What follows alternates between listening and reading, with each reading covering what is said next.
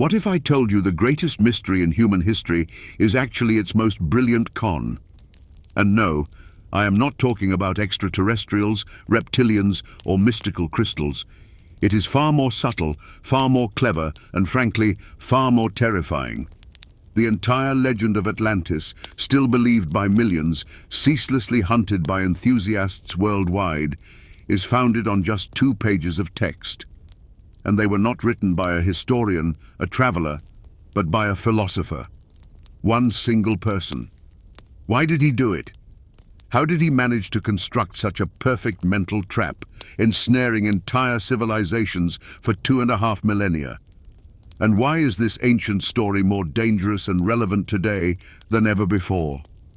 We will uncover how the original intent was betrayed and how a cure for hubris morphed into its most potent vice. Prepare yourselves, because the truth about Atlantis is far more ingenious than any conspiracy theory and much closer to us than you imagine. Watch this video until the end, and your understanding of the world's most famous legend will simply drown forever. The vast majority of history's great mysteries, from the tomb of Alexander the Great to the quest for the Holy Grail, rely on a multitude of fragmented testimonies, scraps of chronicles, indirect mentions, and archaeological hints. They are a tangle of threads that historians and enthusiasts have been trying to unravel for centuries. But with Atlantis, everything is entirely different, and therein lies its central, fundamental paradox. Its entire, deafening 2,000-year renown, all the expeditions costing millions of dollars, all the books and films, stand upon a foundation of just 2 texts. And these were not penned by a historian, a geographer, or a traveler. They were written by a philosopher. Ponder this for a moment. The sole primary source that gifted the world its most famous sunken civilization consists of Plato's dialogues Timaeus and Critias. These are not historical chronicles, but deeply philosophical works dedicated to contemplating the ideal state, the structure of the cosmos, and human nature. Atlantis appears in them as an illustrative example, a powerful yet morally decadent antagonist for mythical ancient Athens. To search for it using these texts is akin to trying to locate a real Middle-earth on a map with Tolkien's books, or outfitting an expedition to find the island of Lilliput after reading Gulliver's Travels. So, let me clarify right away. This will not be just another retelling of esoteric theories about energy crystals and alien technologies. Instead, this will be an epic drama about the birth and life of one of the most potent ideas in human history. We will strive to understand how a philosophical allegory broke free from the pages of a book and began to live an entirely real life of its own, compelling people to journey to the ends of the earth, spend fortunes, and risk their reputations. It is a story of how a myth grew more powerful than any historical truth. And what astonishes me most here is not the legend itself, but its incredible, almost preternatural resilience. Countless myths and tales from antiquity have vanished into oblivion, remaining the domain of a narrow circle of specialists. But the story of Atlantis has traversed centuries, not merely surviving, but gaining unimaginable power. It outlasted the fall of the ancient world, the obscurity of the Middle Ages, the skepticism of the Enlightenment, and the scientific boom of the 20th century. This narrative possesses some unique viral code that allows it to capture the imagination of entire generations, time and again. Why this story above all others? What unique element did Plato, consciously or by chance, embed within it that resonates so profoundly with something deep inside us? Could it be a genetic memory of genuine past catastrophes encoded within the myth? Or perhaps humanity's eternal yearning for a lost golden age, for an ideal world we once squandered? Or maybe it is simply a perfect mirror, reflecting the fears and hopes of each new generation, the dread of a nuclear winter, an ecological collapse, or the aspiration for ultimate knowledge. I invite you to become not just a spectator, but an active participant in an intellectual investigation, a kind of detective hot on the trail of this monumental idea. Together, We will dissect it, examine its very DNA, and trace how it mutated and adapted across different eras. Our goal is not so much to uncover where Atlantis might have been, but rather to understand why, for 2.5 millennia, it has refused to sink into the ocean of time, continuing to thrive in our collective consciousness. To grasp the origins of Atlantis, we must momentarily cast it aside and transport ourselves to Athens in the 4th century before our era. Let us try to immerse ourselves in that world. The air here was far from pristine. It was a thick, pulsating tapestry of scents. The salty sea breeze wafting in from Piraeus mingled with the dust of Athens's well-trodden streets. To this, add the aroma of olive oil, the tang of sour wine from amphorae, the smoke from thousands of hearths and sacrificial altars on the Acropolis, as well as the sharp yet familiar scent of fish from the Agora's market stalls and the city's imperfect sanitation. It was a world of sounds, the ceaseless clamor of the crowd, the slap of sandals on stone slabs, the creak of carts, the cries of merchants, and most importantly, the hum of arguing voices. For every Athenian citizen considered it their duty to debate everything under the sun, from the price of barley to the very nature of being. It was within this buzzing hive of ideas that Atlantis was born. To comprehend it, one must understand the key codes ingrained in the consciousness of any educated Greek of that era. The first and foremost concept was logos. For us, it may simply mean logic or word. But for the Greeks, it was something far grander. It represented a belief in the almost divine power of reasoned, ordered discourse.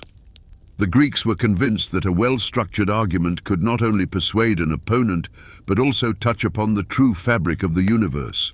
For them, a well-crafted speech, a harmonious dialogue, was a work of art, no less precious than a marble statue. It was an era intoxicated by the might of human reason. The second code was cosmos. Again, for us, it might simply mean distant stars. But for the Greeks, cosmos signified order, harmony, the antithesis of chaos. The universe was not a random jumble of things. It was a beautiful, mathematically precise and knowable system where everything had its place and purpose. Planets in the sky, citizens in the polis, virtues in the human soul. The goal of a philosopher, and indeed of any virtuous person, was to comprehend this cosmic order and bring their own life into alignment with it. Any deviation from this order, be it tyranny in the state or chaos in one's thoughts, was perceived as an illness, a departure from the norm. And this is precisely where the pivotal conflict of that era crystallized, the collision of the emergent logos with the ancient myth. Myth was a traditional narrative, a saga of gods and heroes whispered down through generations. Logos, on the other hand, was a rational explanation, an endeavor to demonstrate rather than merely narrate. Plato's generation lived poised on this very tectonic fault line between two contrasting worldviews. And Plato's genius lay in his refusal to cast myth onto the scrap heap of history. Instead, he took the ancient, universally familiar form of mythical narrative and infused it with entirely new, philosophical and logocentric substance. He wielded myth as a powerful instrument to advance the logos. So, here's my analogy, one I believe hits the bullseye with precision. The tale of Atlantis is no ancient chronicle. It is, in fact, humanity's first philosophical crash test, an intellectual simulator. Picture an engineer determined to prove the resilience of a new design. He does not pen a lengthy report. Instead, he constructs a computer model, builds his ideal structure within it, and then unleashes a virtual hurricane of maximum force just to see if it stands firm. Plato did precisely the same. His ideal object was mythical ancient Athens, the very embodiment of all civic virtues. And the hurricane? That was Atlantis. Plato subjected his ideal Athenians to conditions of extreme duress, pitting them against the ultimate adversary, an unimaginably wealthy, technologically advanced and formidable empire bent on global conquest. The narrative of Atlantis was not an attempt to document the past, but a brilliantly conceived thought experiment designed to prove one simple yet profound point. A small but just and harmonious polis, living in accordance with the cosmos and governed by the Logos, would invariably prove more resilient than a vast tyranny corrupted by opulence and hubris. This was not geography. This was political philosophy in its most dramatic manifestation. The genesis point, the catalyst that ignited the chain reaction named Atlantis, was a profound personal and societal trauma. Plato lived in a world reeling from catastrophe. His beloved Athens, once the dazzling hegemon of the Greek world, had suffered a crushing defeat in the Peloponnesian War. The democracy, of which Athenians were so fiercely proud, had degenerated into an ochlocracy, the rule of the mob, which, in a fit of hysteria, condemned his teacher Socrates, the wisest of the Hellenes, to death. For Plato, this transcended a mere political crisis. It was the utter collapse of an entire value system. He witnessed firsthand how a state, founded on the noblest ideals, could rot from within, succumbing to populism, avarice, and recklessness. He was confronted with a task of titanic proportions: how to construct the ideal state. A state impervious to corruption, tyranny, and the dictatorship of an ignorant majority. He dedicated his entire life to answering this very question, crafting monumental philosophical treatises like The Republic and The Laws. Within the pages of his dialogues, he meticulously engineered the ideal polis, much as an architect drafts the blueprint for a perfect edifice. Yet dry philosophical treatises, laden with abstract reasoning, often struggle to truly reach minds and hearts. He required a more potent instrument. He needed a vivid, devastating example. And so he forged the engine of history, the very idea of Atlantis. This was an utterly revolutionary and incredibly daring move for its time. Before Plato, myths were inherited, something ancient and immutable. Plato, however, acted like a brilliant director. He took a universally familiar form, an epic saga of ancient civilizations at war, and infused it with entirely new philosophical content. He didn't just say, "Look, greed and hubris are bad." He showed it. He created a fictional superpower, Atlantis, and endowed it with every conceivable attribute of might: untold riches, advanced technology, an invincible army. And then he demonstrated how this power, unchecked by wisdom and justice, transforms into a poison that corrupts and ultimately obliterates a civilization. Plato approached the creation of his fictional empire with the meticulousness of an engineer. He did not merely sketch a few lines, he assigned it a precise geography, beyond the Pillars of Hercules. He gave it a geology, an island larger than Libya and Asia combined. He conceived its urban planning down to the minutest details: concentric rings of land and water, canals allowing ships to sail directly into the city center, a temple to Poseidon adorned with precious metals. He even outlined its system of government, a confederation of 10 kings. This astonishing level of detail was no accident. It was designed to create an absolute sense of presence, to compel the listener or reader to believe they were hearing about a real historical event. And what was the reaction of his contemporaries? It was not a universal wow factor leading to immediate search expeditions. The reaction was far more complex and intriguing. It detonated an intellectual bomb within academic circles. The story of Atlantis immediately became the subject of fierce debate. Some, captivated by the beauty and power of the narrative, were ready to take it at face value, seeing in it a lost chapter of human history. Others, however, instantly recognized it as a philosophical parable. The most renowned skeptic was none other than Plato's star pupil, the great philosopher Aristotle. Possessing a razor-sharp analytical mind, he, according to ancient accounts, greeted his teacher's narrative with palpable sarcasm. He is credited with a phrase that perfectly encapsulates this stance: the one who concocted it, also destroyed it. For Aristotle, the father of formal logic, it was evident that Atlantis was a work of fiction, a brilliant stage setting for a philosophical drama, and nothing more. He viewed it not as a historical fact, but as an instrument crafted for a specific purpose. Thus, the genesis of the Atlantis concept is no shadowy fable lost in the mists of hoary antiquity. It is an act of intellectual creation, complete with a specific author, place, and time. It was not born in bustling portside taverns or amidst the smoky haze of prophetic sanctuaries. Instead, it emerged from the most advanced intellectual hub of its era, Plato's Athenian Academy. Initially, it was not a myth of a lost paradise, but a stern warning, a cautionary tale demonstrating how any civilization, even the most magnificent, can perish if it abandons the cardinal virtues of moderation, justice, and wisdom. So, how then does this magic trick operate? Why did a mere philosophical parable prove so profoundly compelling? Because it is not simply a parable. The core metaphor, which to my mind unlocks its power, is that Plato didn't craft a mere narrative. He forged a perfect intellectual trap. This is an impeccably engineered literary machine, every component, every intricate gear designed for a singular purpose, to bypass skepticism and compel the listener or reader to embrace fiction as fact. It is a masterpiece not of historical analysis, but of psychological engineering.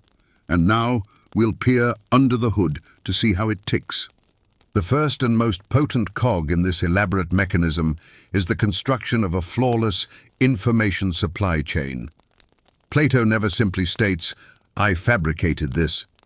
That would be far too simplistic, instantly shattering the illusion. Instead, he constructs an intricate, multi-tiered system of legitimation. The narrative isn't delivered by Plato himself, but by his kinsman, Critias. Critias, in turn, heard it not from some casual source, but from his grandfather, who, in his turn, had received it from his own father, Dropides. Andropides was a close confidant and relative of none other than Solon himself, one of the legendary seven sages, a figure of unparalleled authority to any Greek. But even Solon didn't conjure it from thin air. He brought it from Egypt, receiving it directly from the priests of the temple in Sais, the esteemed guardians of humanity's most ancient wisdom. This stratagem is nothing short of brilliant. It conjures an illusion of almost documentary accuracy, pushing the primary source so far into the past that verification becomes utterly impossible. The second cog is the tactic of overwhelm by detail. Plato understood a fundamental truth. To compel belief in a monumental falsehood, one must encase it within a multitude of small, concrete truths. He doesn't merely state, "There was a large island." He provides its precise dimensions, larger than Libya and Asia combined. He doesn't just say, "There was a beautiful city." He meticulously sketches its layout. A capital city defined by concentric rings of land and water, intersected by canals a staggering 3 plethra wide, and encircled by walls gleaming with orichalcum, tin, and copper. He enumerates the island's lavish resources, abundant metals, timber for construction, ample sustenance for both beast and man, and even elephants roaming its lands. This torrent of precise, almost technical data cascades over the mind, paralyzing critical thinking. Rather than prompting the question, "Was this real?" the brain immediately begins to process the minutiae. Exactly how long is 3 plethra? And what precisely is this metal, orichalcum? The third, and arguably central component, is the connection to the power grid of universal archetypes. Plato didn't invent anything fundamentally new. Instead, he deftly wove together 3 of the most potent, most ancient narratives ingrained in humanity's collective unconscious. The first is the myth of a lost golden age, a past era of perfect, harmonious society. The second is the story of hubris, where mortals dared to elevate themselves to the level of the gods and were punished accordingly. And the third is the myth of a great flood, a cataclysmic event that purges a sinful world. These narratives resonated deeply with everyone, from the Babylonian with his Epic of Gilgamesh to the Judean with the tale of Noah's Ark. Plato simply bestowed a new name and a geographical address upon these timeless themes. Now, let us visualize the very process of mental capture that unfolds during reading. Step 1. The deployment of the authority hook. The listener is informed that the story's source comprises ancient Egyptian priests and the esteemed Solon. Skepticism plummets instantly. Step 2. The construction of a wall of facts. A meticulous enumeration begins: dimensions, materials, laws, names of kings. The mind becomes entangled in the intricate details. Step 3. The creation of a geographical trap. Atlantis is placed beyond the Pillars of Hercules, a location that sounds concrete but, for the Greeks, marked the edge of the known world, a mythical space beyond reality. This is akin to saying today, in the unexplored depths of the Mariana Trench. It is an invitation to a quest doomed to fail, and thus destined to grant the legend eternal life. And finally, step 4, the most elegant of all. Plato embeds a moral fail-safe into his narrative, ensuring its perennial relevance. The Atlanteans did not succumb to an external enemy. They were destroyed by their own avarice, pride, and belligerence. Their downfall was a result of internal moral corrosion. This transforms the story from a mere account of a sunken island into an eternal mirror for any civilization, including our own. Every time wars, crises, or cataclysms erupt in the world, the myth of Atlantis resurfaces, compelling us to ask, are we too repeating their tragic trajectory? Ultimately, what we have here is not an ancient chronicle, but a brilliantly engineered Trojan horse for the mind. On the surface, it's a captivating tale of adventure and catastrophe. But within, it harbors a complex philosophical construct, exploring the nature of power, justice, and the decline of civilizations. Plato forged such a perfect narrative mechanism that it broke free from its creator's control, beginning an autonomous life that has captivated and deceived humanity for thousands of years. It stands not as a monument to a maritime civilization, but to the genius of one lone philosopher. We often envision history as a parade of grand names and monumental events. But let's try to view the birth of Atlantis through the experience of a simple, nameless individual. Imagine yourself as a young student at Plato's Academy in Athens, around the year 350 BCE. You're not seated at a desk, but on a stone step in the shade of olive trees. The hot Attic air hangs still. And then, the grey-haired but still vigorous philosopher begins his tale. He speaks not of categories and ideas, but paints with words a majestic city, describing its canals, its walls, and its untold riches. And you, a young man who has heard myths of Heracles and Theseus since childhood, perceive this not as an allegory. You perceive it as a lost chapter of your ancestors' heroic past. This story, told live in the voice of the greatest thinker, produces an effect that we, people of the screen era, can no longer fully grasp. But Plato's genius alone could not have unleashed this avalanche. The myth of Atlantis had its unsung hero, its first and perhaps most crucial producer. His name was Crantor of Soli. He was a philosopher who lived a generation after Plato, and it was he who undertook the task of writing the first detailed commentary on the Timaeus dialogue. And Crantor did something extraordinary. He treated the account of Atlantis not as a parable, but as historical fact. Moreover, as the philosopher Proclus, who lived centuries later, informs us, Crantor claimed to have personally traveled to Egypt and seen the very pillars in the temple of Sais, on which the priests showed him the hieroglyphic record of the history of Atlantis. We will never know if this was true, a mistake, or a deliberate mystification. But it was precisely Crantor's action that proved decisive. He, in essence, conducted the first fact check and issued the myth a certificate of authenticity. He transformed a philosophical model into a historical document. Without Crantor's commentary, the story of Atlantis might have remained just one of many Platonic myths, interesting only to a handful of specialists.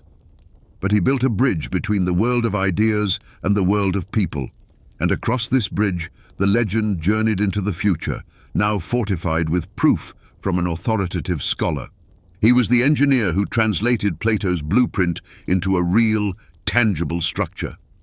And then, other, even more inconspicuous heroes stepped onto the stage of history, without whom we would not be discussing any of this today. These were the nameless monastic scribes in the scriptoria of medieval monasteries.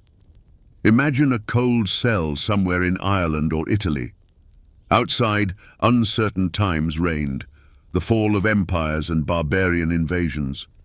But inside, by the flickering light of a candle or the dim glow of day, a monk, whose labor was considered a form of prayer, painstakingly copied an incomprehensible Greek or Latin text, scratching his quill across precious parchment, letter by letter.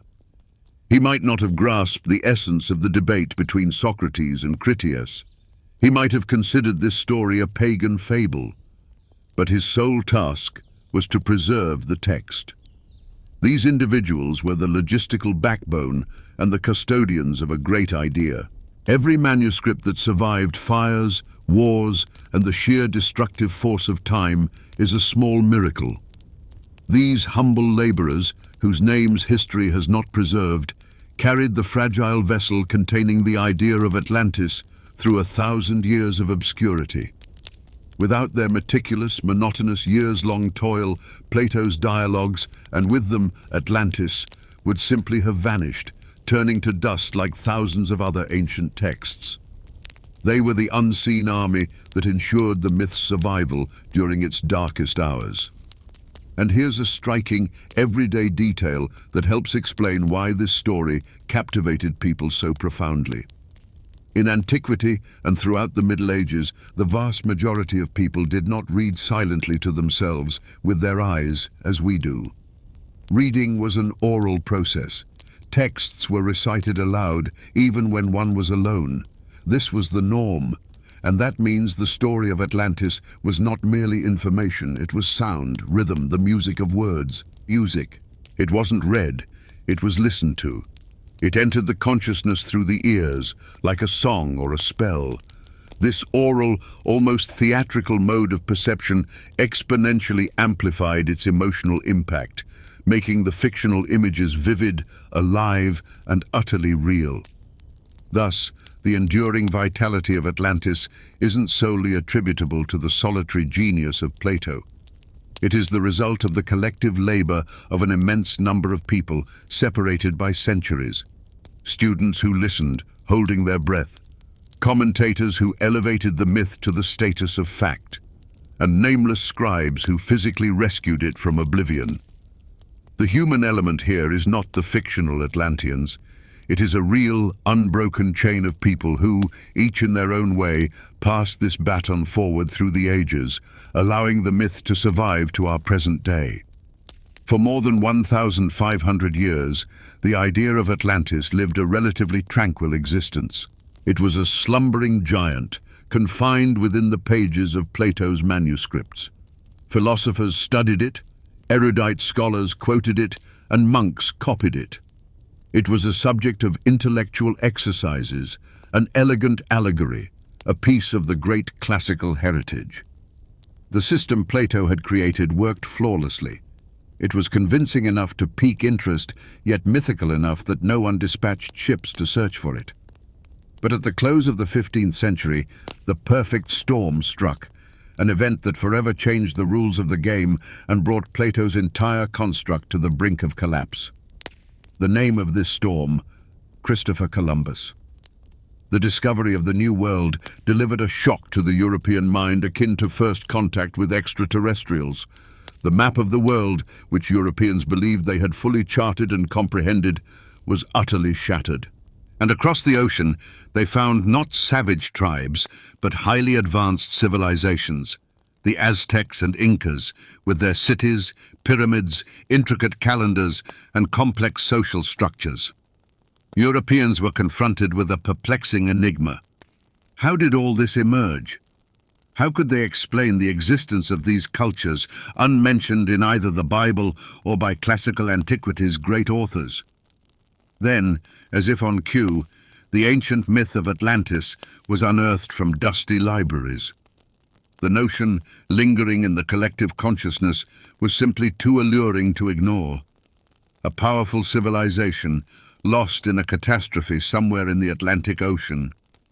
Could surviving Atlanteans have reached the American continent and established colonies there, bringing with them advanced knowledge of architecture and statecraft? This hypothesis, first put forth by Spanish chroniclers such as Francisco López de Gómara, seemed to be the perfect solution to every conundrum. It elegantly integrated the new lands into the familiar worldview and explained the astonishing achievements of the indigenous Americans. The myth was no longer just a myth. It had transformed into a working hypothesis. And this is precisely where Plato's ingenious construct, his greatest strength, turned against him. Recall what made his account so compelling. Its specificity, especially the geographical anchor, an island beyond the Pillars of Hercules. As long as the Atlantic Ocean remained merely a daunting edge of the world for Europeans, this detail worked to foster a mythical aura. But the moment the ocean became navigable, the moment real land was discovered beyond those pillars, that phrase transformed from a metaphor into a precise coordinate. The strength of realism became a fatal flaw.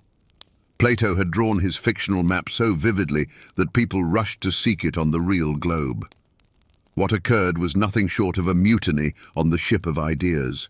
Captain Plato had charted a course toward a philosophical understanding of justice and moderation.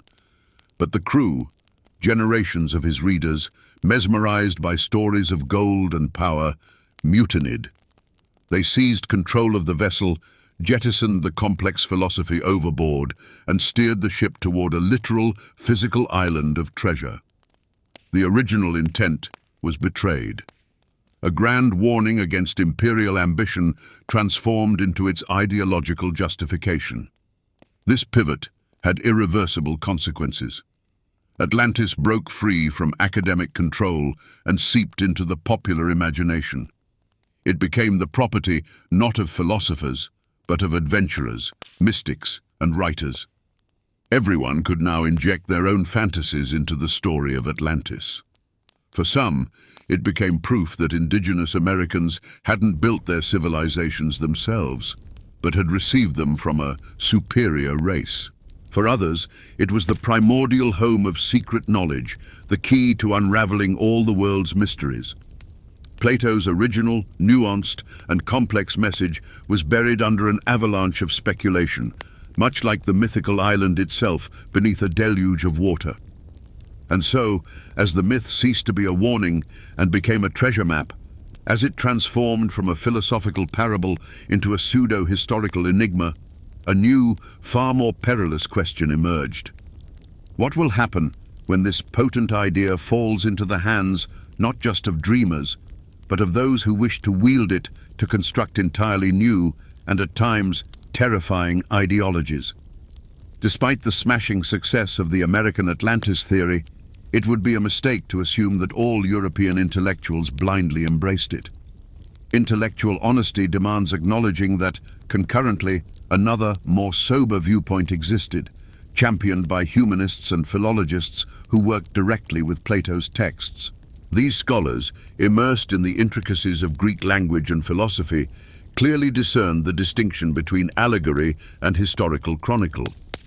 They pointed out that Plato was a philosopher, not a cartographer, and his objective was to construct an ideal model, not to depict a real island. For them, Atlantis remained precisely what it was intended to be, a profound parable. Thus, by the 16th century, a schism had already emerged. On one side, a popular, almost folkloric belief in Atlantis as the ancestral homeland of Native Americans. On the other, academic skepticism striving to guide the myth back to its original philosophical channel. But why did the popular version achieve such an overwhelming victory? Because it possessed a powerful, invisible ally: economics. The legend of Atlantis proved to be an incredibly convenient ideological tool for the age of exploration, or more accurately, for the age of conquest. Conquistadors and colonial administrators faced a profound moral dilemma: how to justify to the world, to the church, and to their own consciences the seizure of foreign lands, the annihilation of entire civilizations, and the enslavement of millions of people. And here, the myth of Atlantis functioned as a perfect alibi. It allowed them to assert that the Aztecs and Incas were not merely distinct peoples, but rather degenerate descendants of the ancient Atlanteans, who had lost their true faith and grandeur. This implied that Europeans were not conquerors, but rather a kind of savior, restoring lost order and civilization to these lands. Let's delve into the economic scale. The legend of Atlantis and its associated myths of lost cities such as El Dorado were not mere fairy tales. They were full-fledged business plans, fueling costly expeditions. The pursuit of these mythical locales became a driving force behind colonial expansion. Of course, no one wrote a check specifically for the search for Atlantis, but the very idea that somewhere deep within the continent lay a source of untold riches, remnants of an ancient civilization, spurred on adventurers and investors alike. The torrent of gold and silver that surged from the Americas into Europe following the conquest of the Aztec and Incan empires was undeniably real, and its sheer volume reshaped the entire global financial system. The myth of Atlantis served as a perpetual promise that this isn't all there is, that the greatest treasures still awaited their moment somewhere beyond the next mountain range or river bend. And here we approach the hidden meanings. The comparison of Mexico's pyramids to those of Egypt was not merely a naive attempt to find similarities. It was an act of symbolic appropriation. It carried a powerful subconscious message. Your greatest achievements are not truly yours. They are merely a pale imitation of what was created in the old world. You are not creators. You are mere imitators. Thus, what transpired was not only military and economic colonization, but cultural colonization as well. Through the prism of the Atlantis myth, the unique and distinctive civilizations of the New World were effectively transformed into a lost and second-rate province of the ancient Mediterranean world. This same mechanism is perfectly evident in the legend of Quetzalcoatl. Spanish chroniclers actively propagated the version that he was a fair-skinned, bearded god who arrived from across the sea and promised to return. This interpretation, virtually absent from pre-Columbian sources, was not merely an interesting narrative. It was a political manifesto written in hindsight that legitimized the arrival of the conquistadors. Cortés and his men were not invaders, but long-awaited messengers whose coming had been foretold. Thus, conquest transformed into the fulfillment of prophecy, and indigenous resistance became sacrilege and rebellion against the will of their own gods. So, what do we ultimately see? The secret life of the Atlantis myth during this era was infinitely far removed from Plato's philosophical heights. While humanist scholars debated the nuances of translation, the idea itself was conscripted for military service and became one of the most effective instruments in colonialism's arsenal. It provided moral justification, economic incentive, and symbolic supremacy. Atlantis, once a warning against the destructiveness of imperial ambitions, transformed into their principal flagship. And now, as we have traced this incredible journey, the picture begins to clarify. We began with the paradox of how a single philosophical parable spawned a 2,000-year obsession. We uncovered its ingenious mechanics, akin to an intellectual trap. We witnessed how humble scribes and ambitious commentators carried it through the centuries, and how adventurers of the age of conquest transformed it into an ideological weapon.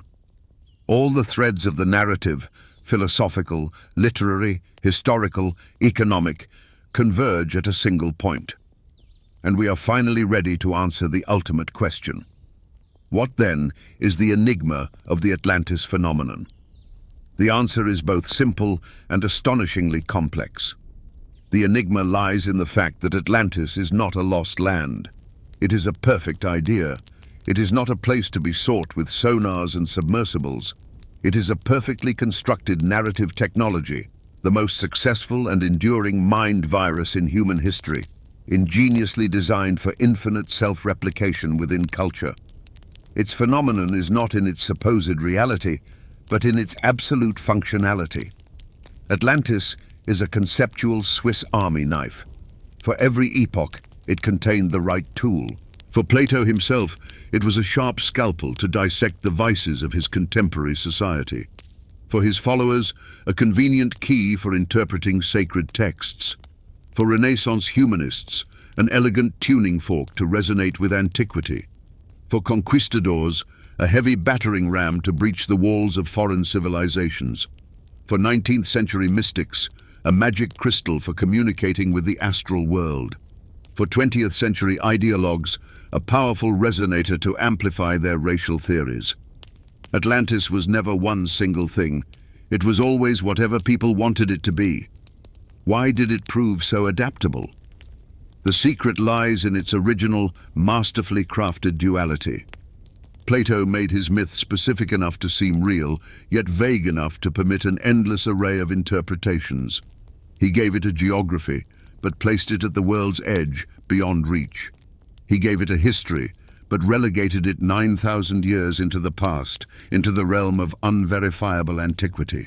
He endowed it with incredible technologies, yet left not a single artifact behind.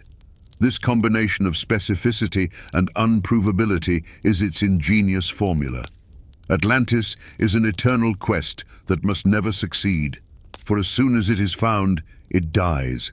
Its power lies in its absence, and this leads us to a deeper layer.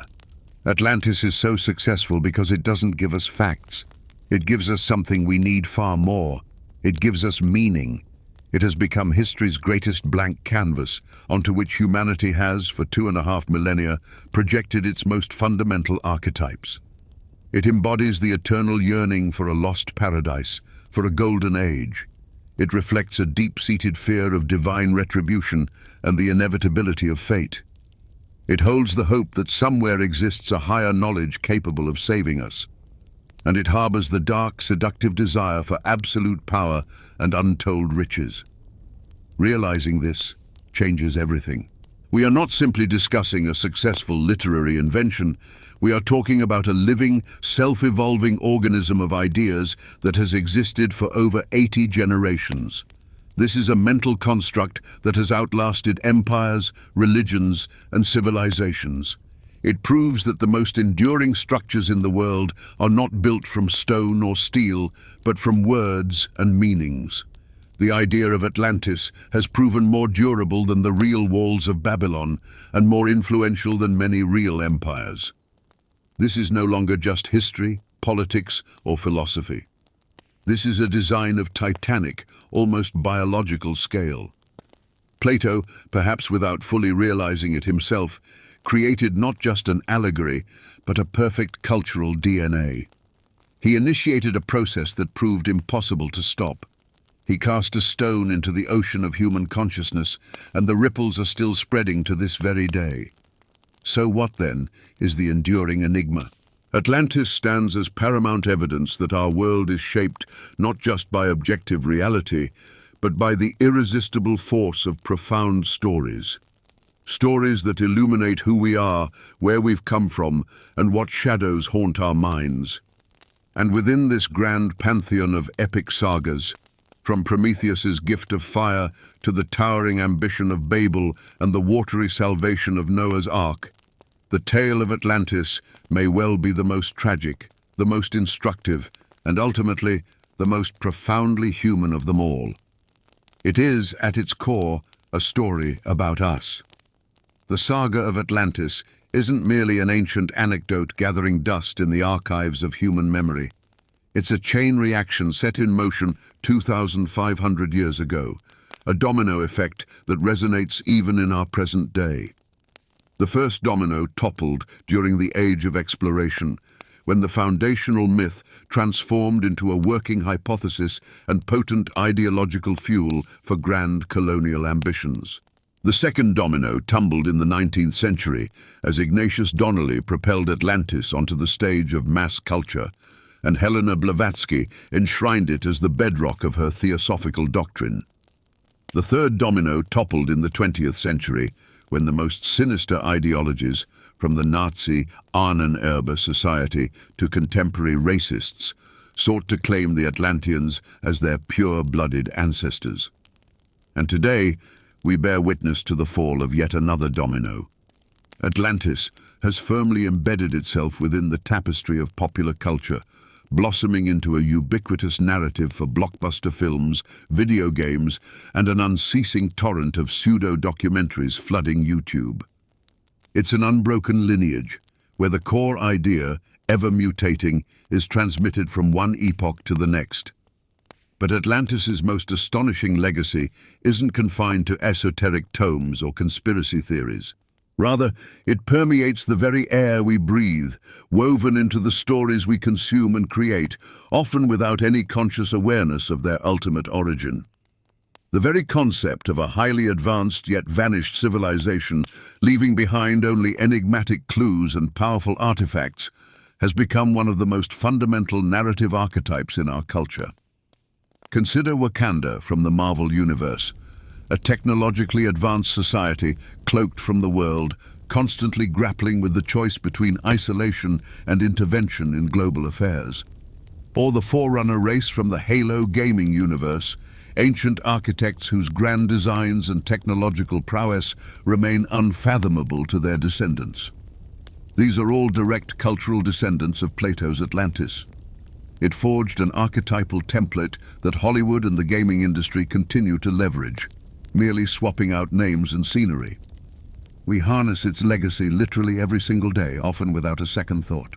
The very Atlantic Ocean, a colossal, indispensable feature of our planet, bears its name in homage to the Titan Atlas of Greek mythology, father of the very kings who, according to Plato, governed the sunken island. The concept of a lost paradise or a golden age that must be sought to attain wisdom or salvation is a potent cultural trope, one that the myth of Atlantis didn't invent but amplified manifold, making it incredibly pervasive. Even modern theories about ancient astronauts constructing pyramids are, at their core, the same enduring idea of powerful Atlanteans bestowing the light of civilization upon savages, merely re-envisioned in spacesuits. And this brings us to the ultimate, almost sinister paradox of its legacy. Let's briefly rewind and revisit its origins. What was Atlantis to Plato? It was a dire warning. It was a horror story depicting how boundless hubris, imperial ambitions, and a voracious lust for wealth invariably lead a civilization to moral decay and ultimately to physical annihilation. It was an ode to moderation, to justice, and to the harmonious, albeit modest, city-state embodied by mythical ancient Athens. Atlantis was a negative example, an anti-hero, the villain in this grand philosophical drama. Now, let's observe what that legacy has morphed into over time. It has become its complete antithesis. The very warning against imperialism transformed into its ideological standard-bearer during the age of colonial conquest. The narrative of the perils of racial pride became the bedrock of arrogant racist theories which sought Aryan ancestors in the Atlanteans. A philosophical parable about the destructive nature of material wealth mutated into a literal treasure map for avaricious adventurers across the globe. A monstrous substitution has occurred. That very fictional empire of evil, which Plato juxtaposed with his idealized Athenians, has itself transmuted in the collective consciousness into an ideal, a dream of technological omnipotence, global dominion, and untold riches. The remedy prescribed by the philosopher not only failed to heal, but it mutated into a perilous virus. A cautionary signpost on the highway of history has become an alluring neon glow towards which humanity, like a moth, has been drawn for centuries, risking a repeat of the mythical hero's fate. And herein lies the most significant and most unsettling lesson of this ancient tale.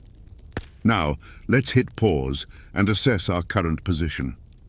In the 21st century, in an era of artificial intelligence, genetic engineering, and ambitious plans for Martian colonization, we are, more than ever, strikingly similar to the Atlanteans of Plato's myth. Our civilization has ascended to the zenith of technological might. We harness the energy of the atom, have interconnected the entire world with an invisible web of information, and are preparing to reshape the very nature of humanity. We too live with a sense of almost limitless possibilities, with an unwavering faith that science and progress will resolve any dilemma. And just like the Atlanteans, we stand on the precipice, mesmerized by our own reflection in the mirror of our grandeur. The challenges faced by mythical Atlantis echo our own with alarming resonance. They employed their engineering prowess for weapon development and waging wars of conquest. We have forged weapons capable of planetary annihilation. Their society was corrupted by greed and the relentless pursuit of resources. Our economic model is predicated on the notion of perpetual growth on a finite planet, which precipitates ecological crises. But the most crucial bridge to modernity is the sheer power of the story itself. The Atlanteans fell victim to the myth of their own supremacy. And today, we inhabit a world where fake news, conspiracy theories, and ideological narratives proliferate at light speed, shaping reality for millions and impelling entire nations toward irrational actions. Our internet, this pinnacle of communication technology, has become the perfect conduit for disseminating those very viruses of consciousness, of which Atlantis itself was the original prototype. So, what is the profound, non-obvious lesson of this 2,500-year-old tale for us, here and now? It's not simply that pride is bad or fear earthquakes. That's far too simplistic. The lesson is much deeper and far more disquieting.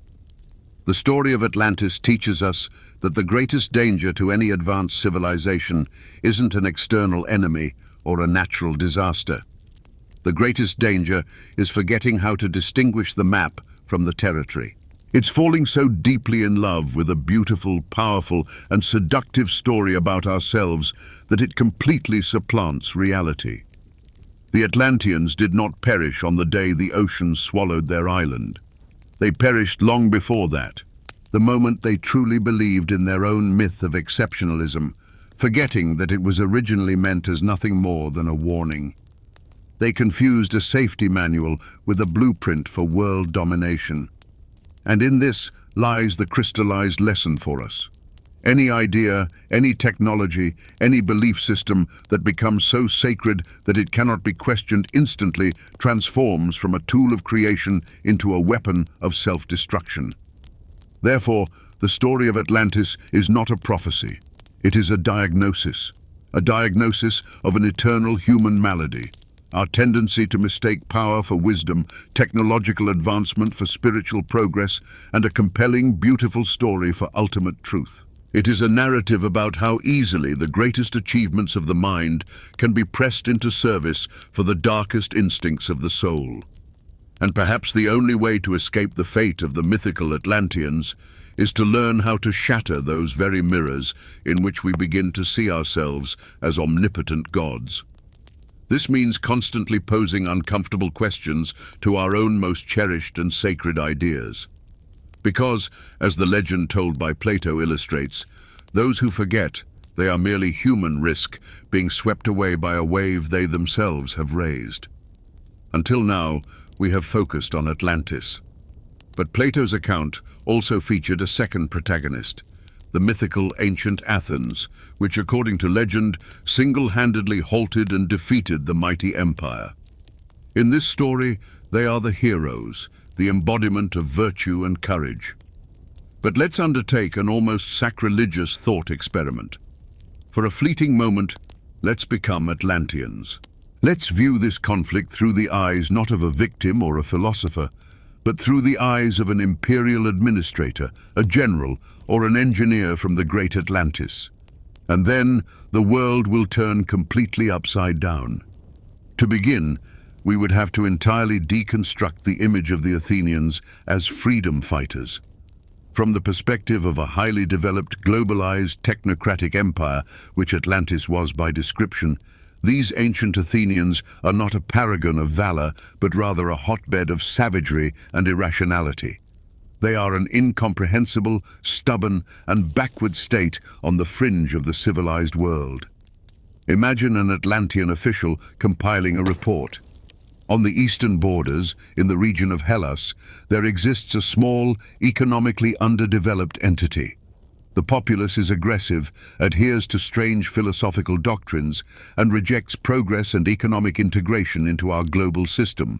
They worship invisible concepts like justice and moderation with a fanaticism that impedes constructive dialogue. To an Atlantean, the Athenians are not heroes, but a problem hindering the establishment of a unified, orderly, and prosperous world. And now, let's turn the mirror on ourselves. How savage and incomprehensible did the Atlanteans themselves appear in the eyes of the Athenians? It's obvious. Proud, avaricious, soulless materialists who worshipped gold and power. But then, how, in turn, did the Athenians appear to the Atlanteans?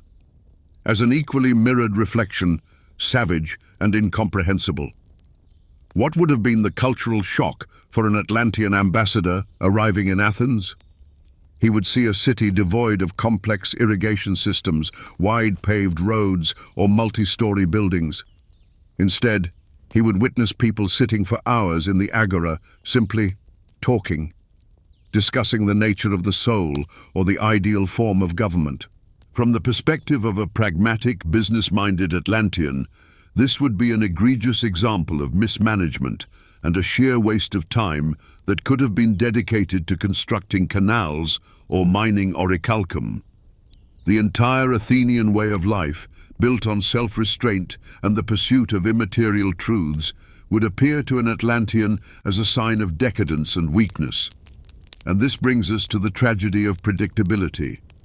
Atlantis, despite its incredible might, was utterly unprepared for a new paradigm of thought. Its strength lay in technology, economics, and military power. Its logic was the logic of overwhelming superiority. They were accustomed to dealing with enemies who could either be intimidated, bribed, or crushed by sheer numbers. Their political and military machine was a finely tuned mechanism, designed to elicit predictable human reactions: fear, greed, the pursuit of power. They understood how the world worked because they themselves had established its rules. But suddenly, they encountered an adversary who played by entirely different rules. The Athenians, according to the myth, did not fear death because they valued freedom above life itself. They could not be bribed because they valued honor above wealth. Their army was minuscule compared to the legions of Atlantis, yet it fought not for spoils, but for an idea. This was precisely the kind of asymmetric response for which the empire was completely unprepared. Their strengths, order, rational calculation, a belief in material superiority, became their greatest weakness. They tried to wage war against an idea the same way they waged war against cities, by attempting to destroy or purchase it. But an idea neither burns in fire nor drowns in water. Their powerful, predictable, and logical system faltered when it collided with something irrational, unpredictable, and ideologically charged. They were like a chess grandmaster who had calculated every possible move on the board, only for their opponent to suddenly sweep all the pieces away and declare that they would now play by the rules of honor and justice. So, if we look at the myth from the other side, we'll see more than just a story of good versus evil. we'll witness the tragedy of a highly developed but spiritually limited civilization that encountered a phenomenon beyond its comprehension. Atlantis didn't perish because its army was weak. It perished because its imagination proved too impoverished. It failed to understand its enemy, and thus was doomed to defeat even before the first battle began. We're accustomed to seeing Plato as a wise, grey-haired elder, dispassionately discoursing on ideas and harmony. But beneath this facade lies a tragic figure, a genius who paid an immense price for his greatness. The creation of Atlantis isn't merely the fruit of creative inspiration. It's the outcome of a deep internal crisis and a very complex, morally ambiguous choice. This is a story of an idealist who, confronted with the world's imperfections, decided to take a desperate step whose consequences he could not foresee. Plato's pivotal moral compromise stemmed from his greatest trauma, the judicial murder of Socrates. He witnessed firsthand how a mob, intoxicated by demagogues, slew the wisest and most just man. This moment became an epiphany for him. Pure truth, expressed through simple dialogue, was powerless against ignorance and passion. Simply speaking the truth wasn't enough. To change the world, a stronger weapon was needed. And so, Plato made a decision that would shape his entire subsequent philosophy. He decided to employ the noble lie, genaion pseudos, a myth, a fiction which, while false in form, carried truth in content. Atlantis is, in fact, this noble lie in its most grandiose and perfect manifestation. It is a deliberate deception for the sake of a higher good. This choice transformed him forever. From a young idealist who believed in the power of pure reason, he transformed into a stern pragmatist, a legislator of souls. He bore the burden of responsibility for the entire world, and this burden made him solitary.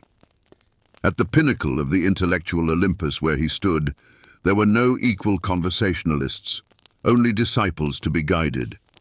And he began to treat humanity like a sick child who couldn't be told the whole truth, but who needed a potent medicine cloaked in a sweet coating.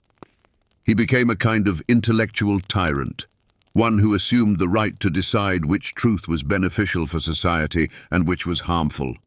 This willingness to manipulate the consciousness of the masses for a grand purpose, that is the dark, frightening side of his genius. And the fallout from this compromise? It was horrific. The tool he forged proved too potent. The machinery of the noble lie broke free, seized by hands with far less noble intentions. Plato sought to teach moderation, yet his myth was wielded to justify avarice. He aimed to warn against imperial hubris, but his myth was waved like a banner by the cruelest conquerors. He intended to expose the perils of racial arrogance, only for his fictional Atlanteans to be recast as the progenitors of a master race. The very medicine he concocted to heal society became a poison, contaminating it for centuries to come. This, then, is Plato's personal tragedy. His greatest creation turned against its maker, morphing into its polar opposite. But there was another sacrifice laid upon the altar of this grand endeavor. A sacrifice rarely spoken of. Its name, Socrates. Not the flesh and blood Socrates, executed by the Athenians, but the very Socratic spirit, the essence of his teachings. What was the core of Socrates' method? Unrelenting doubt, constant questioning, the dismantling of all myths and dogmas. Socrates never spun tales. He posed questions that compelled his interlocutors to confront their own ignorance. I know that I know nothing. This was his credo.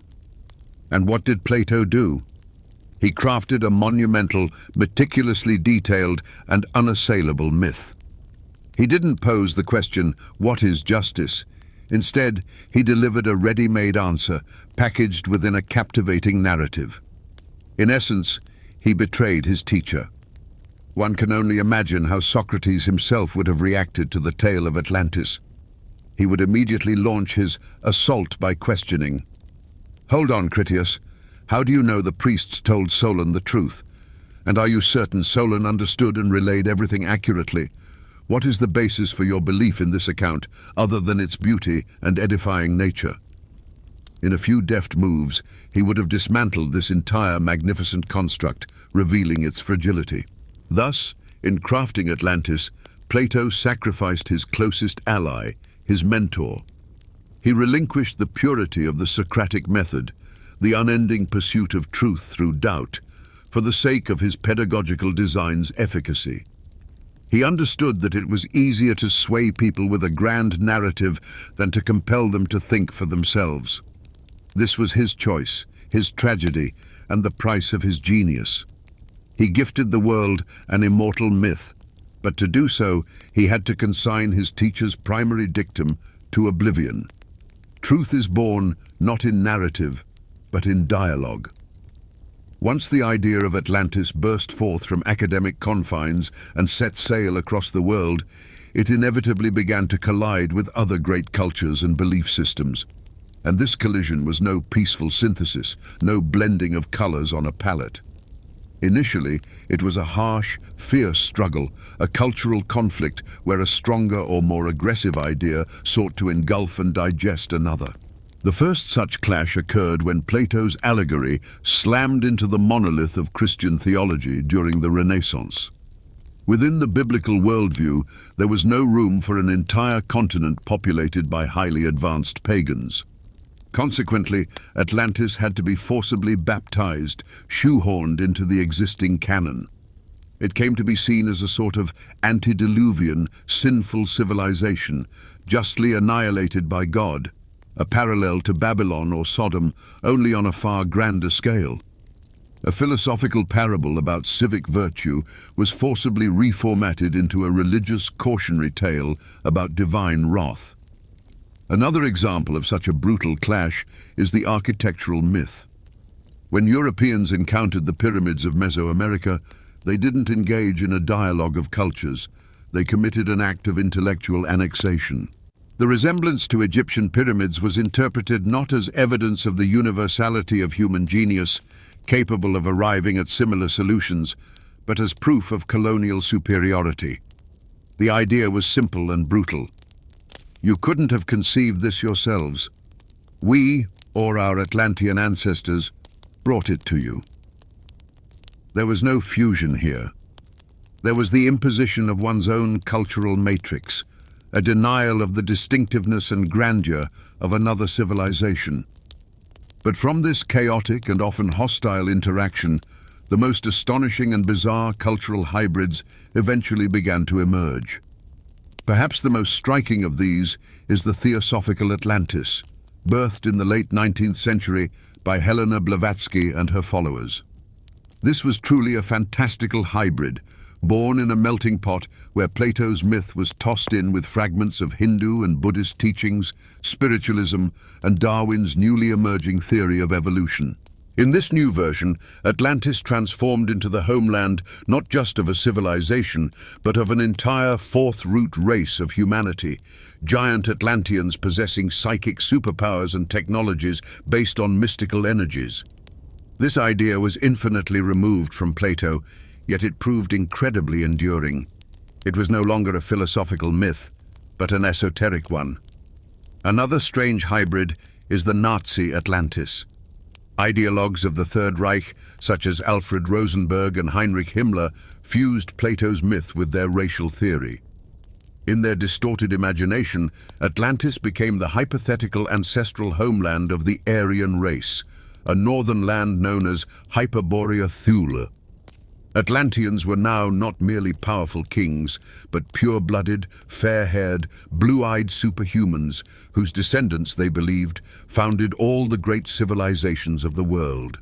A philosophical warning about the dangers of pride mutated into its complete opposite, a monstrous ideological justification for racial supremacy and genocide.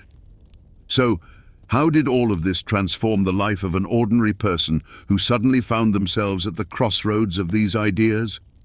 Imagine a European or American in the late 19th century. They pick up Ignatius Donnelly's bestseller, Atlantis, the Antediluvian World, and their worldview is turned upside down. History ceases to be a boring list of dates and wars from a textbook. It gains a secret, deeper layer. It turns out that all cultures on Earth are connected by an invisible thread leading to a single sunken continent. The old habit of viewing the world as a collection of isolated civilizations gives way to a new one, the habit of searching everywhere for traces, signs, and evidence of a unified past. A visit to a museum transforms into a detective investigation. People begin to compare ornaments on Mexican pottery and Egyptian sarcophagi, seeking the Atlantean trace within them.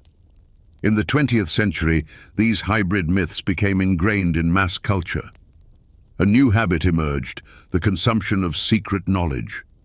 One could read a book about Blavatsky's mystical races, then watch a documentary about Nazi quests for Atlantis, and afterwards play a video game requiring the collection of Atlantean artifacts. The myth ceased to be a cohesive entity.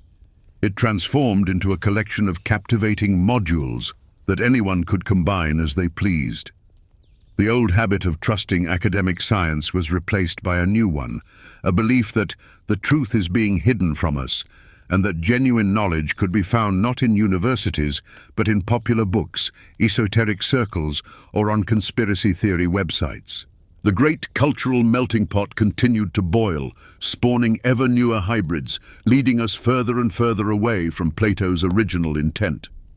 Plato was no naive dreamer. He was perhaps the first master of information warfare in history, one who understood that for an idea to conquer the world, it had to be packaged in an irresistible story. He purposefully and dispassionately constructed the public image of his Atlantis, employing techniques that, even today, underpin any successful propaganda campaign. His primary tool was the creation of irrefutable authority. He never spoke in his own name. He placed the narrative into the mouths of others, forging a golden chain of information transmission, from Egyptian priests to Solon, from Solon to his ancestors, and only then to the narrator Critias. This was a stroke of genius, transforming a philosophical fiction into supposedly historical testimony, drawn from the most ancient and wisest source on Earth. His second technique was fact-bombing. He unleashed an avalanche of concrete, measurable details upon the listener. The dimensions of canals, the composition of metals, the number of chariots, the precise structure of the army, even a list of manufactured products. This torrent of data created an illusion of total veracity. It left no time or space for doubt. The mind was occupied not with the question, did this actually happen, but with processing information. Orichalcum, is that like bronze? And how many elephants could live on such an island? This is how the myth was created, not through vague allusions, but through hyper-realistic, almost documentary description. Plato didn't just tell a story, he constructed an entire world in the listeners' imaginations that seemed more real than their surrounding reality. But where there's propaganda, counter-propaganda inevitably arises.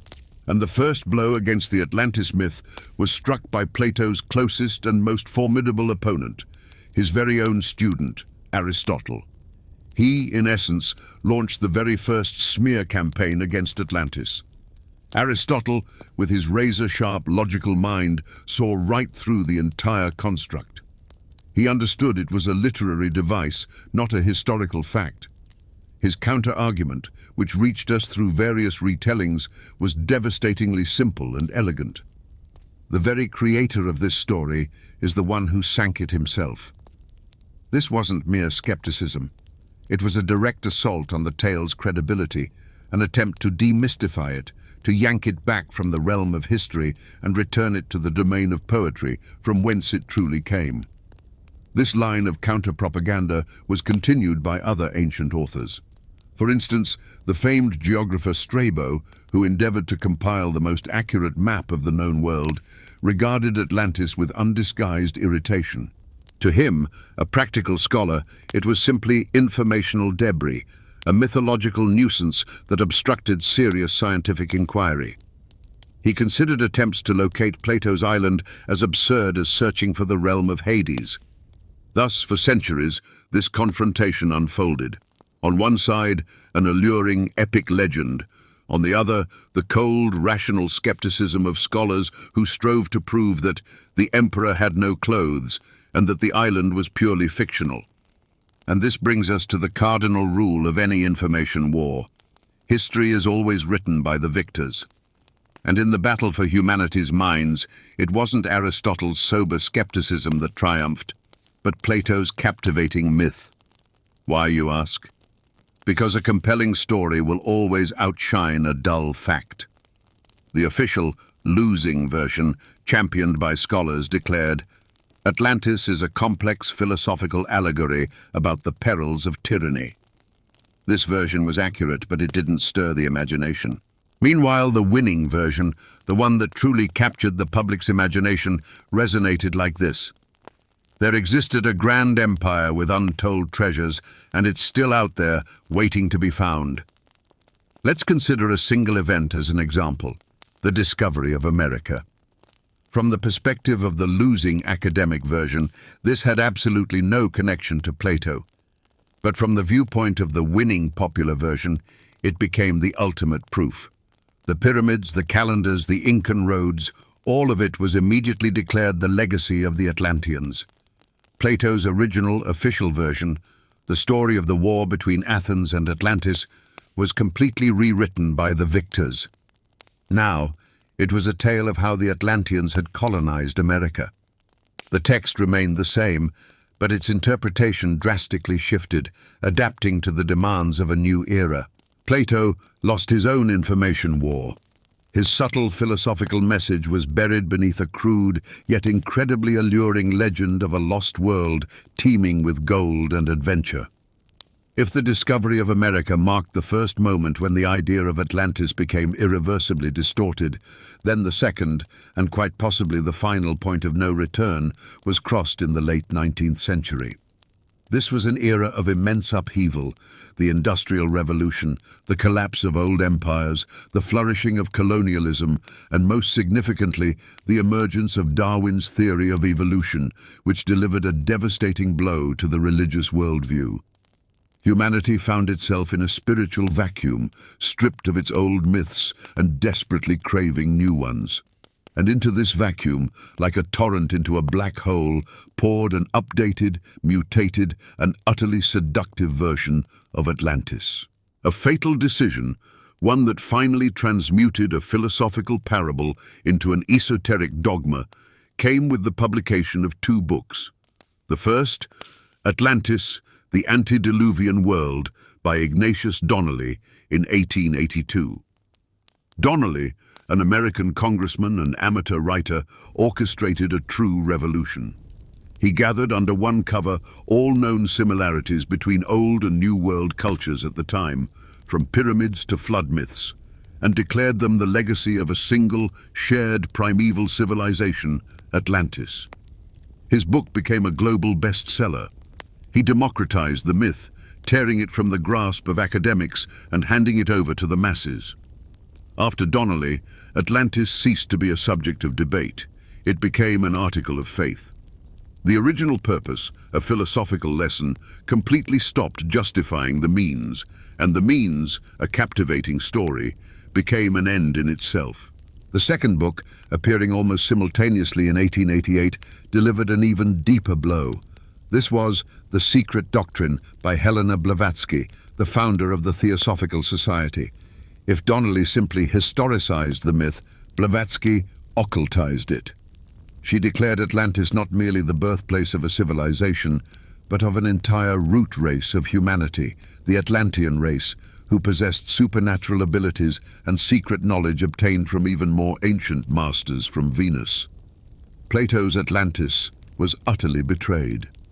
From a cautionary tale, it transformed into a source of secret power, a key to world domination for selected initiates. This was no longer just a search for historical truth, it was a quest for superhuman force.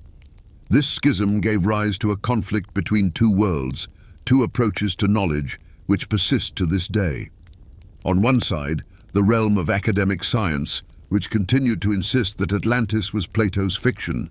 This was represented by archaeologists, historians, and geologists, armed with logic and rigorous methodology.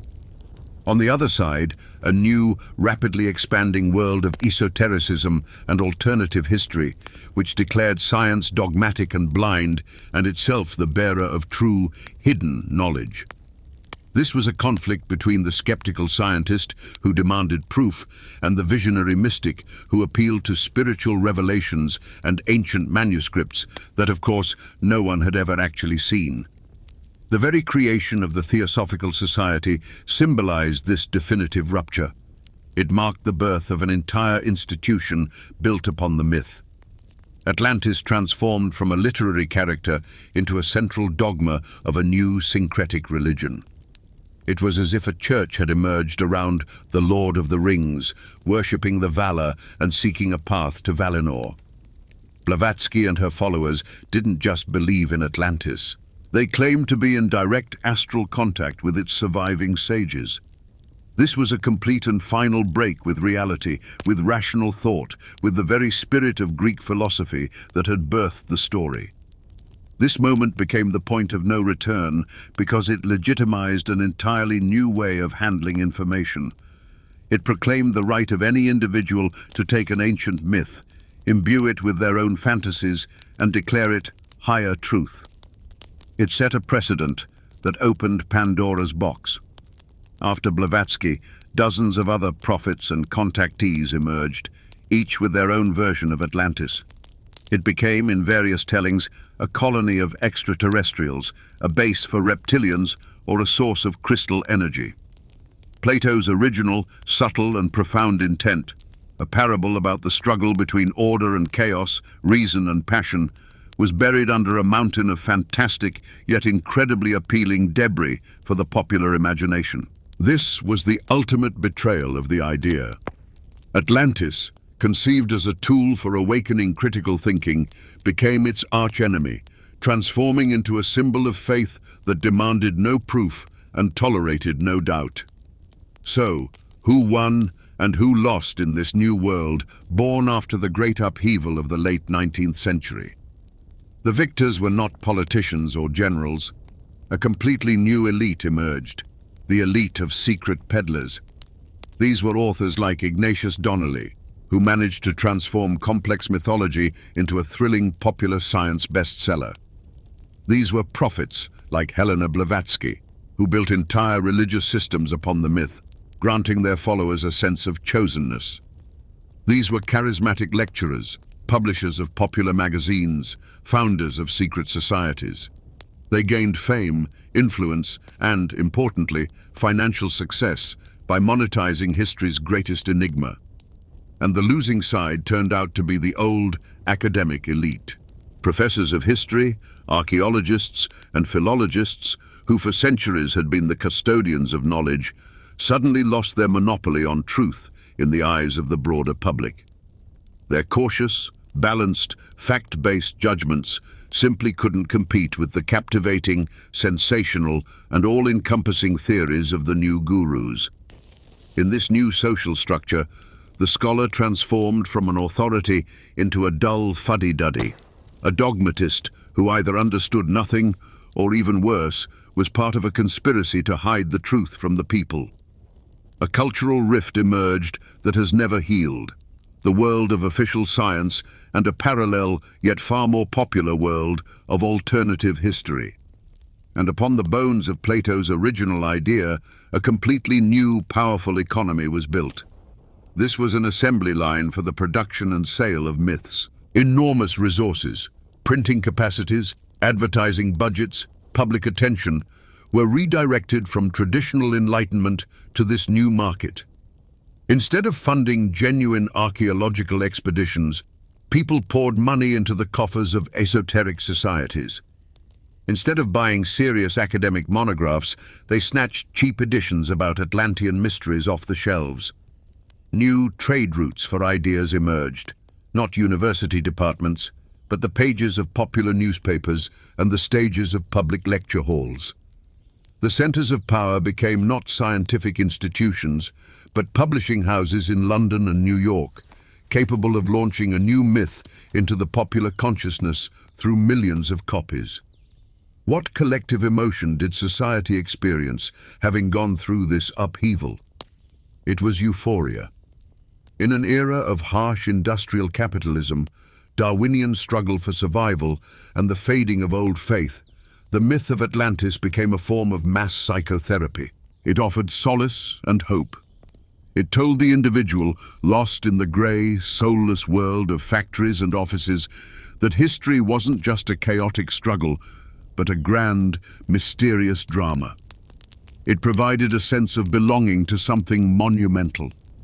Belief in Atlantis was a form of escapism, a flight into a beautiful, magical world where wise kings ruled, where super technologies existed, and where the soul was immortal.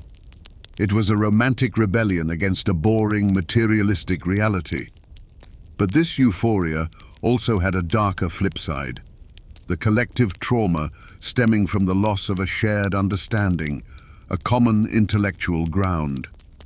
The very worldview of millions of people shifted fundamentally. There was a fundamental shift in the understanding of what constituted truth and evidence. Replacing the scientific method, grounded in facts and logic, came a new arbiter of truth: intuition, a personal feeling of certainty and an unwavering faith in the prophet's authority. If truth was once something that had to be substantiated, now it became something to be unlocked within oneself or received as a revelation. Ultimately, this upheaval spawned a society deeply plagued by a pervasive distrust of official institutions. It taught people to seek hidden meanings, ulterior motives, and global conspiracies everywhere. It forged an entire subculture, one that thrives within its own self-contained informational universe, complete with its own heroes, its own villains, and its own unshakable dogmas. And we, in the 21st century, are direct inheritors of this schism. The internet has only magnified and accelerated exponentially the processes that were set in motion a century and a half ago. The world where millions of people believe in a flat Earth or in reptilian shapeshifters is a direct consequence of that very upheaval, the moment when the myth of Atlantis definitively conquered reality in the battle for the public's imagination. To understand Atlantis, you must understand Plato. And to understand Plato, you must grasp one singular yet all-encompassing idea that formed the bedrock of his entire worldview. This is his famous theory of forms, also known as the theory of ideas. Plato was convinced that our material, sensory world is merely a pale, distorted, and ever-changing shadow of another, true world. A world of eternal, perfect, and unchanging archetypes, the forms themselves. There isn't merely a multitude of beautiful things, but the very idea of beauty itself. Not simply just actions, but the very idea of justice. Our human task is to turn away from this cave-like world of shadows, and through the power of reason, break through to contemplate the radiant world of true reality. And the entire story of Atlantis is a magnificent illustration of this theory. Mythical ancient Athens represents the earthly embodiment of the idea of the ideal state, while Atlantis is the embodiment of the material world, mired in the pursuit of shadows, wealth, power, and territorial expansion. This is not merely a clash of two armies, but of two worlds, the world of forms and the world of things. But where did Plato himself derive this powerful concept? The intellectual engine, the grey eminence behind his entire philosophy, was, without a doubt, his teacher, Socrates. However, Plato didn't merely reiterate Socrates' teachings, he fundamentally transformed them. Socrates was a great deconstructor. His method, the famous Socratic dialectic, aimed to expose, through a series of questions, the inherent flimsiness and contradictions within his interlocutor's beliefs, leading them to a state of aporia, an intellectual impasse, and an awareness of their own ignorance. Socrates cleared the ground, demolishing the ramshackle structures of false opinions. But he offered no blueprints for a new edifice. His mission was one of purification, not construction. Plato, having witnessed his teacher's execution, realized that mere deconstruction wasn't enough. On the ground Socrates had cleared, something new needed to be built. So he adopted the Socratic method, but steered it in a different direction. If Socrates' dialogues led downward to an awareness of one's own ignorance, Plato's dialogues lead upward to the apprehension of eternal forms. And for this construction, he needed a completely new instrument, one Socrates lacked: myth. A myth capable not merely of logical proof, but of emotional demonstration and persuasion. Atlantis became his primary building material, his powerful argument designed not so much to dismantle falsehoods as to establish truth in the minds of those unequipped for pure philosophy. But against whom was this new intellectual weapon directed? Plato's battlefield was not only politics, but also philosophy, and his primary adversary was not tyranny or ochlocracy, but an entire philosophical movement: the Sophists. The Sophists were professional teachers of wisdom who instructed the youth in the art of rhetoric, the skill of swaying crowds and winning arguments in courts of law. Their creed was encapsulated in Protagoras' famous dictum, "Man is the measure of all things." For them, there was no absolute truth or absolute justice. Truth was merely what you managed to convince others of. Justice was whatever benefited the strongest. Their philosophy was one of relativism, pragmatism, and success at any cost. For Plato, who believed in the eternal and unchanging world of forms, the Sophists' doctrine was not merely an error, it was a virulent disease, corroding the human soul and the foundations of the state. His entire philosophy constituted a total war against sophistry, and in this war, the account of Atlantis was his most potent weapon. For what is Atlantis, when viewed through this prism? It is the quintessential sophistic state. It is a civilization that elevated to its primary value precisely what the Sophists taught: power, wealth, technological superiority, and the ability to impose one's will on others. Thus, the clash of ideas between Plato and the Sophists shaped not only academic debates, but also the real politics and culture of Athens. And the legend of Atlantis became the culmination of this dispute. It was not just a story, but an elaborate philosophical argument asserting, "You Sophists claim that justice is the advantage of the stronger? Very well, here is absolute power, Atlantis, and observe what became of it: moral decay and destruction. Now, here is a state built upon my idea of justice, ancient Athens, and it, though weak, prevailed. QED. Atlantis is not simply a fictional island. It is a monument erected over the grave of sophistic philosophy. Plato's death in 347 BCE was the quiet, imperceptible impetus that initiated the process of entropy within his grand intellectual system. As long as the creator lived, his colossal authority and genius held the entire complex structure in equilibrium, much like a conductor keeps 100 orchestral instruments in harmony. He could correct, guide, clarify, and lead straying students back to the original design. But once the conductor departed the stage, the orchestra did not fall silent. It continued to play, but each musician now pulled their part in their own direction, playing louder, simpler, and more off-key. The great symphony of ideas began to unravel into a cacophony of opinions. The system was not destroyed by an external enemy, some competing philosophical school. It began to devour itself from within, dying from an excess of interpretations and a deficit of understanding. Immediately after his death, a fierce, though mostly concealed struggle for his legacy began, and the first heirs to tear the grand idea to pieces were his closest disciples. The academy was led by Plato's nephew, Speusippus, who leaned towards mysticism and Pythagorean numerology, steering the teaching away from rational analysis towards dogmatism. And the most brilliant of his students, Aristotle, left the academy to found his own school, the Lyceum. He, as we recall, initially viewed Atlantis as nothing more than fiction. This initial schism proved fatal. It demonstrated that a single, universally accepted understanding of Plato's legacy no longer existed. The privatization of ideas had begun. From there, things only escalated. Each successive generation of philosophers and commentators continued this process of dismemberment. The Neoplatonists, living already in the era of the Roman Empire, seized upon the myth's mystical component, transforming Atlantis into a symbol of the soul's struggle against the material world.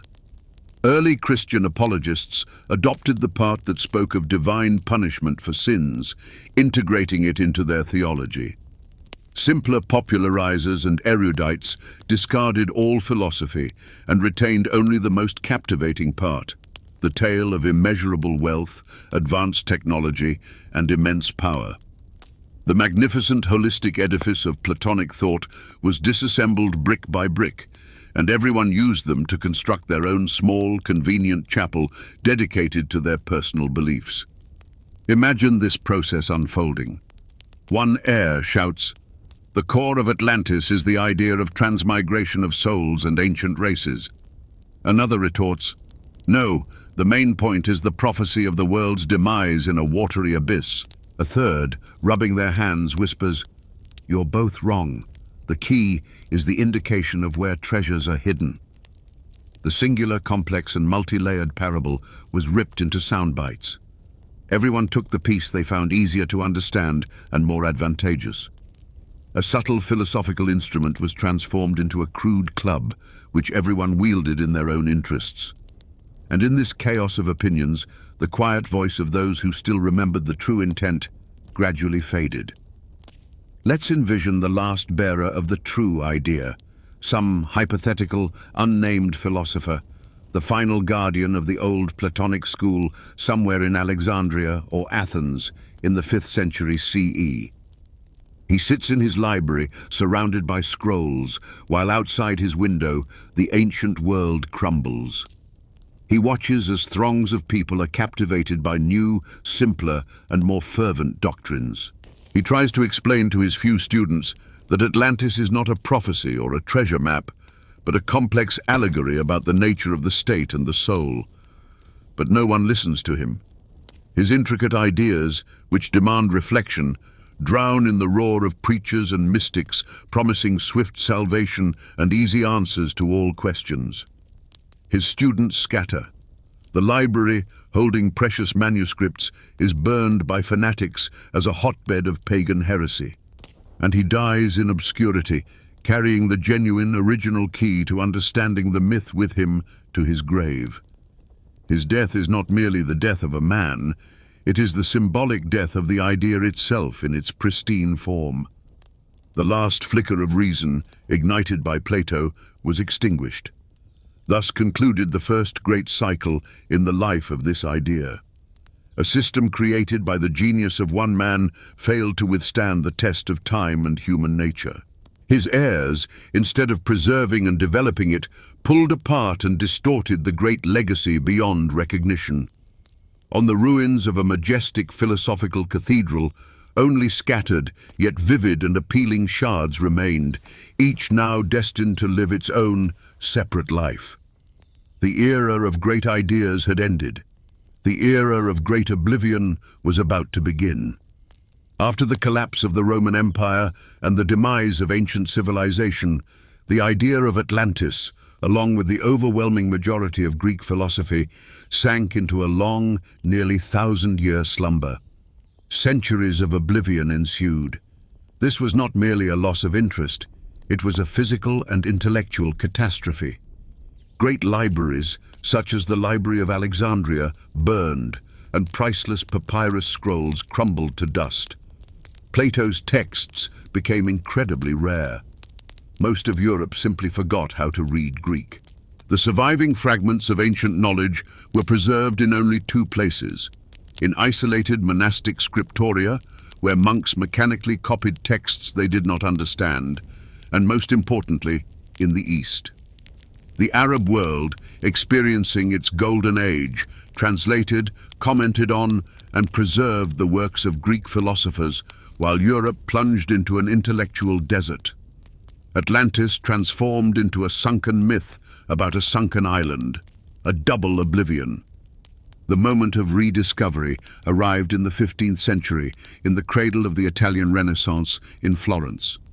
This moment had a specific name and address, the name Marsilio Ficino, a brilliant philosopher and translator. The address, the villa in Careggi, gifted to him by his patron, the ruler of Florence, Cosimo de' Medici. Cosimo, one of the wealthiest and most influential men of his time, was obsessed with the idea of reviving Platonic philosophy. He acquired a precious Greek manuscript containing the complete dialogues of Plato and commissioned Ficino to translate them all into Latin, the universal language of European scholarship at the time. This was a titanic undertaking that fundamentally altered the course of history. When Ficino completed his work and published the first complete Latin translation of Plato in 1484, it had the effect of an intellectual bomb. Europe, which had for centuries subsisted on a strict diet of theology and scholasticism, suddenly gained access to an entirely new world of ideas. It was as if we today were to discover a complete and intact library from a highly advanced alien civilization. European humanists ravenously devoured these texts. And amidst philosophical discourses on the soul, the state, and knowledge, they, to their astonishment, discovered a detailed, captivating account of a mighty prehistoric empire that had perished in a cataclysm. Atlantis had risen from oblivion. New eras never read old texts in the same way their contemporaries did. They always imbue them with their own meanings, fears, and hopes. The Renaissance was no exception. Humanists living in an age of great geographical discoveries, reading about Atlantis, saw in it not so much a philosophical allegory as something entirely different. Their world was rapidly expanding. Columbus had just returned from across the ocean, and the Portuguese were charting a route to India. The very idea that unknown lands and civilizations might exist beyond the horizon ceased to be mere fantasy. It became a tangible reality. And it was precisely at this moment that an ancient text fell into their hands, a text that plainly stated that beyond the Pillars of Hercules, that is, in the Atlantic Ocean, there once existed a colossal island, a gateway to other lands. A fatal misreading occurred. Plato's abstract mythological geography was superimposed upon the real, newly discovered world map. What had been for a Greek a metaphor for the edge of the world became for a Florentine merchant or a Spanish navigator a direct instruction, almost a navigational guide. Thus, in its second birth, Atlantis completely transformed its very nature. From a philosophical parable, it morphed into a historical enigma. From a warning, it became a promise. Renaissance intellectuals, in their quest to resurrect ancient wisdom, inadvertently unleashed a powerful and irrational genie. They sought to revive Plato the philosopher, but instead bestowed eternal life upon his most perilous and seductive myth. The long-dormant echoes of oblivion gave way to the deafening roar of a new global obsession. At the very outset of our investigation, we encountered a paradox. How could essentially just one story, recounted by a philosopher, ignite a global obsession that has persisted for over 2 millennia? And now, having traversed this immense journey through the ages, we come full circle to discover that the problem has not simply faded away, it has become absolute. In the 21st century, the ingenious mechanism Plato designed has ceased to be an exception and has instead become the defining principle of our informational lives. We live in a world modeled on Atlantis's blueprint. Millions of people today believe not in one, but in hundreds of fictitious islands, conspiracy theories, fake news, ideological constructs. These new Atlantises are created and disseminated using the very same Platonic technologies, an appeal to secret, ancient knowledge that is being hidden from us, the overwhelming of critical thinking with an avalanche of pseudo-facts and evidence, and most importantly, the tapping into the most powerful and profound emotions, fear, hatred, a sense of one's own exceptionalism. Plato crafted his noble lie by hand.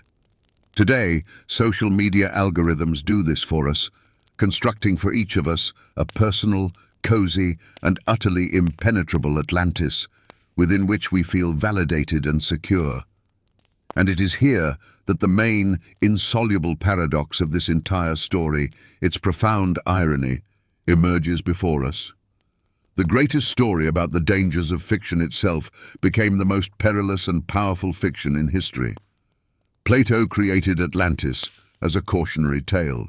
He constructed an intellectual simulator of catastrophe to demonstrate where the abandonment of reason and the indulgence of passions ultimately lead. He, like a caring parent, placed a terrifying scarecrow at the edge of a precipice to keep children from venturing too close. But something unforeseen occurred. Humanity was not deterred by the scarecrow. It fell in love with it. It began to admire it, to worship it, to strive to emulate it.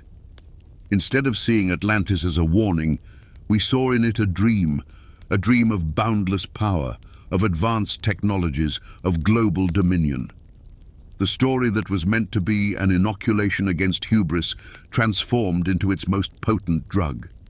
And therein lies its primary, frightening lesson.